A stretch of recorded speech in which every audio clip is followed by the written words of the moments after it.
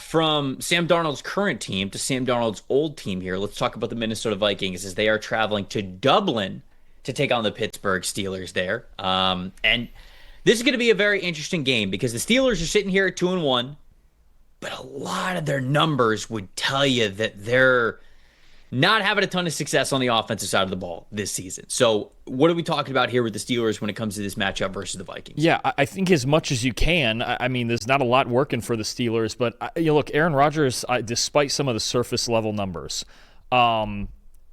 he's not throwing the ball downfield well. He's completed, I believe it's 56 passes this season, and 23 of them have been behind the line of scrimmage. It's inconsistent downfield. The offensive line's been inconsistent. And I think the X factor in this, look, they have to find a run game eventually. Mason McCormick is their only offensive line. He's the right guard. He's their only offensive lineman with a run blocking grade of at least 62. They're not run blocking well, especially at offensive tackle. They're not running the ball well. 29th in rushing grade, 31st in yards per carry, 30th in explosive run rate. They're really, other than when teams, give them free opportunities like the Patriots with all the turnovers or the Jets in week 1 with all their blown coverages, the Steelers are having a hard time manufacturing offense in the air or on the ground, right? So I think when you look at the X factor being the run game in this game, you look at Minnesota and their run defense, and they've had to adjust a little bit without Blake Cashman there at linebacker. But in their 2 wins, they have a 91.2 run defense grade. In their loss to Atlanta, they had a 40. So I think that's kind of the X factor. You have to beat this Vikings team physically up front. We got to see if the Steelers are up to the task. I think especially their 2 tackles, I know I've talked about it endlessly, but Broderick Jones and Troy Fautanu against Andrew Van Ginkel and Jonathan Grenard, that's a really tough matchup. And if the Steelers are going to have any chance, especially to run between the tackles, they have really struggled to run between the tackles. They got to find a way to run the football, because if they're asking Rodgers, and it's just like, it's kind of similar to the vibe when the Jets went out to England to play the Vikings last year. They just asked Aaron Rodgers to do way too much against a very good and very complex defense. Pittsburgh has to find a way to run the ball to set up the rest of their offense. It does feel like, and we kind of talked about this during the offseason, if Mike Tomlin's able to get an above 500 record with this current group of Pittsburgh Steelers players, especially on the offensive side of the ball, I mean, it's just there's dark magic at work here, like how this would happen, because you look at them, they are 2-1 on the season, but they are 2-1 because they are the team that often survives if you make mistakes, right? I mean, you look at the first 2 weeks of the season. They're able to beat the New York Jets. I wouldn't even say because they outplayed them. I don't really think that they outplayed them. But the fact of the matter is that the Jets had 2 massive blown coverages that ended up being touchdowns for this team. And that was all the difference in the world. They're able to win that game by 2 points. Last week, the New England Patriots had more yards, more offensive plays, and a larger time of possession. They controlled that entire football game. The difference? They fumbled the ball 4 times and lost it 4 times.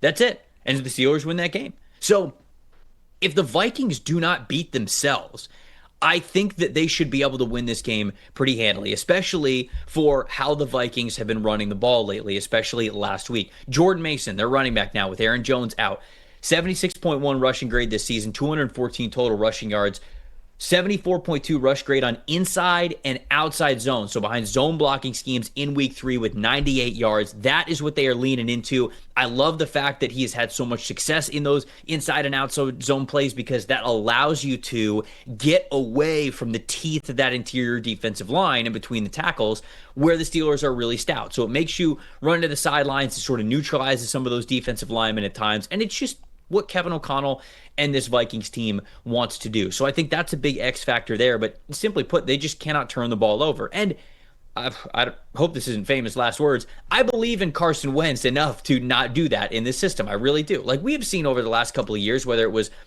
him with the Chiefs, and then I think it was with the Rams right before that, if I'm remembering this correctly. Like Carson Wentz has had good games.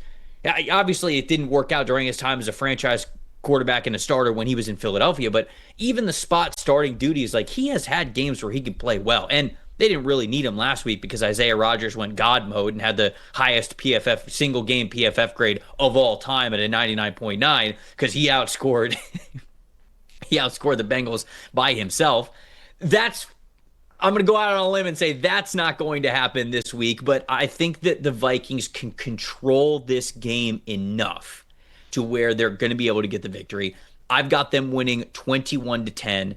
I think the Steelers offense is pretty stagnant against this Brian Flores group, so I got them winning by double digits. Yeah, I agree. I have it 21-13 Minnesota. I think Aaron Rodgers can, he can find a way if the Vikings give him opportunities to put points on the board, but I think the Steelers are going to have a hard time putting together long drives, 70, 80-yard drives against Minnesota. And you mentioned it. Kevin O'Connell's such a huge factor with Carson Wentz, just getting him to play reasonably well and to just run the system. And I think another big factor is the Vikings got Christian Darrisaw back at left tackle last week, and they're getting Jordan Addison back as at wide receiver this week. So you add him to Jefferson and Hawkinson, everything else they have there. You mentioned Jordan Mason as well. I just think Minnesota's better. I think Pittsburgh's offense, like you mentioned, is stagnant. I think they're going to have a hard time putting long drives together. Walt in the chat's asking who will be drinking Guinness since it's a meal. If it's from Ireland, I will be. But if it's not from Ireland, then I won't be. It's different. I've said this on this show. I visited Ireland and Dublin this past summer. It's different. I don't know what they're doing. I don't know if it's the water they use, whether it's just the home cooking, whatever it is. Guinness over there, phenomenal. Over here, not nearly as good.